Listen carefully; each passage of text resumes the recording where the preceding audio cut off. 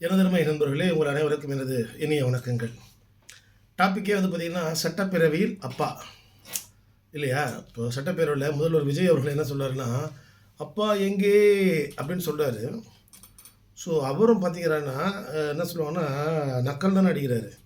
So அவர் வந்து ஒரு விஷயங்கள்ல அப்பா எங்கேன்னு வந்து இப்போ உதயநிதி ஸ்டாலின் இருக்காருன்னா, அவரோட அப்பா அந்த எலெக்ஷனில் தோத்துட்டாரு, சட்டசபைக்குள்ள வர முடியலன்னு ஒரு நக்கல் அடிச்சாருன்னா, அதையே மாற்றி இப்போ வந்து நயினார் நாகேந்திரன் அவர்கள் இருக்கார் இல்லையா? இப்போ பிஜேபியோட தலைவர், தமிழக தலைவர். அவர் என்ன சொல்றாருன்னா, "அப்பா எங்கே என்றால், நீங்கள் உங்கள் அம்மாவிடம் கேட்டால் அப்பாவை சொல்லப் போகிறார்" என்றார். அந்த காலத்திலிருந்து இந்த காலம் வரைக்கும் ஒரு பழமொழி இருக்கிறது. அப்பா என்பவர் யார் என்று கை காட்டுவது ஒரு தாய். தாய் சொல்லித்தானே தகப்பன் பேர் தெரியும் என்றெல்லாம் சொல்றான். ஸோ சட்டசபையை வந்து ஒரு நபர் இப்படி பேசிவிட்டார் என்பதற்காக இன்னொரு நபர் அதையே வேறு மாதிரியாக மாற்றி கொச்சைப்படுத்தி இரு சாரருக்கு நடுவில் வந்து பார்த்தீங்கன்னா ஒரு பூசலை உருவாக்கி இந்த கட்சி தொண்டனும் அந்த கட்சி தொண்டனும் நாளைக்கு ஆட்சிக்கு நிற்பான். அடுத்தது இதுக்காக வந்து நீங்கள் அவர் மேலே நடவடிக்கை எடுங்கன்னு சொல்லி போயிட்டு வந்து போலீஸ் ஸ்டேஷனில் போய் கம்ப்ளைண்ட் கொடுப்பான். கம்ப்ளைண்ட் கொடுத்துட்டாங்க, போலீஸ் ஸ்டேஷனில் போய் கம்ப்ளைண்ட் கொடுத்துட்டான், அடுத்தது கோர்ட்டுக்கு போவான்.